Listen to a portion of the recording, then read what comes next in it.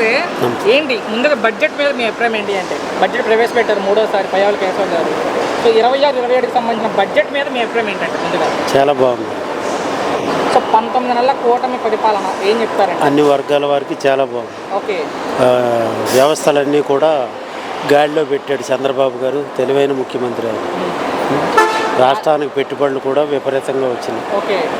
నిరుద్యోగులకి ఉద్యోగాలు కూడా బాగా ఇస్తున్నారు. ఓకే. సో గత ప్రభుత్వం 5 ఏళ్ళు విధ్వంస పాలన చేసిందని పయ్యావుల కేశవ్ చెప్తున్నారు. అది నిజం సార్. ఓకే. 100% నిజం. ఎందుకంటే ఆయనకి అడ్మినిస్ట్రేషన్ పవర్ లేదు. ఓకే. జగన్కి చదువు లేదు, అంతా రౌడీయచ్చు. వాళ్ళ నాన్నగారు అదే నేర్పాడు. ఓకే. దోపిడీ చేయటం నేర్పాడు.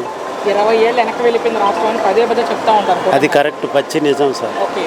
ఎందుకంటే అనుభవజ్ఞులు నిపుణులు చెప్పింది అది. సుప్రీంకోర్టు కూడా ఎన్నోసార్లు ముట్టుకేలేసినా ఆయన లెక్క చేయకుండా, కోర్టును లెక్క చేయకుండా వ్యవహరించాడు. ఈ రోజు చర్చ జరిగే అవకాశం ఉంది సార్ అసెంబ్లీలో. జగన్మోహన్ రెడ్డి గారు వస్తారు అనుకుంటున్నారా? రమ్మంటున్నారు ప్రభుత్వం తరపు నుంచి చర్చించడానికి. రమ్మంటున్నారు కానీ ఆయన రాడు సార్. ఎందుకంటే స్పీకర్ గారు మన ఎవరు గవర్నర్ గారు మొదటి రోజు హాజరైపోయాడు. ఇంకా మిగతా రోజులు రాకుండా చెయ్యాలని పంపితే సభ్యులు పంపాలి తప్ప ఆయన రాడండి. ఆయన రాడు కూడా, సభ్యులు రాడు. ఓకే. కానీ 29లో ఖచ్చితంగా నేను ముఖ్యమంత్రి అవుతాను, రోజుకి చంద్రబాబు గ్రాఫ్ పడిపోతుంది అన్నారు ఆయన. అది తప్పండి. అది పెరుగుతుంది, ఆయన గ్రాఫ్ పెరుగుతుంది. తెలియదు. ప్రతి లేబర్ కూలి పనులు చేసుకునే మనుషులకు కూడా తెలిసిపోయింది ఆయన చేసింది ఏంటి, ఈయన చేస్తున్నది ఏంటి.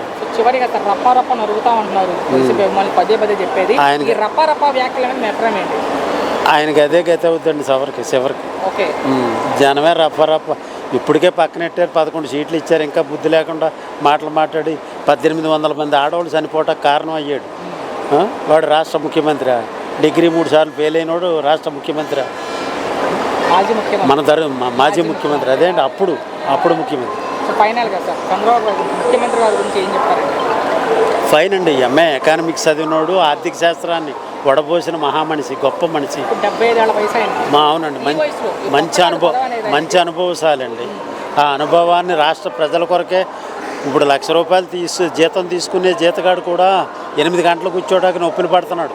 కానీ 17 గంటల ఆఫీసులో కూర్చుంటున్నాడు సీఎం గారు. మరి ఆయన ఓపిక రాష్ట్ర ప్రజల కోసం తపన పడుతున్నాడు. వాళ్ళ కుటుంబాన్ని ఎన్నో రకాలుగా బాధ పెట్టాడు ఈ మహానుభావుడు, గత మాజీ ముఖ్యమంత్రి.